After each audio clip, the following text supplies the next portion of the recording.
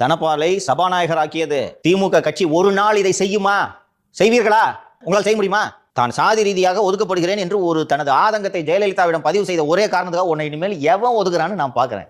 மாண்புமிகு பேரவைத் தலைவர் அவர்கள் என்னதான் மட்டும்தான் உங்களை கூப்பிடணும். அந்த சாப்பாடு வச்சதுக்கு சாப்பிடல சொல்லிட்டு தானே சார் இருந்தது. ஒரு நிகழ்ச்சி நடத்துற வீட்டில் வந்துட்டு சாப்பிடாம போயிடுறாங்க, இதை மருத்துவத்தோட அம்மா சாப்பிடலாமா அப்படின்ட்டு பதிவு செய்யறாரு, அவ்வளவுதான். அப்படியா? வேடிக்கை பாரு. தலித் எழில்மலை என்ற ஒரு தலித் சமூகத்தை சேர்ந்த ஒரு அரசியல் தலைவரை பொது தொகுதியில் நிறுத்தி வெற்றி பெற செய்தவர் செல்வி ஜெயலலிதா. நீங்க செய்வீங்களா? கருணாநிதி செய்வாரா? ஒரு தலித் தலைவராக இருந்து கொண்டு திருமாவளவன் இப்படி எல்லாம் பேசலாமா? இதற்கான தேவை எங்கிருந்து எழுந்தது? 69% இடஒதுக்கீடா இருக்கட்டும், அரசியலமைப்பு பட்டியலில் சேர்த்து அதை உறுதி செய்தவர் செல்வி ஜெயலலிதா.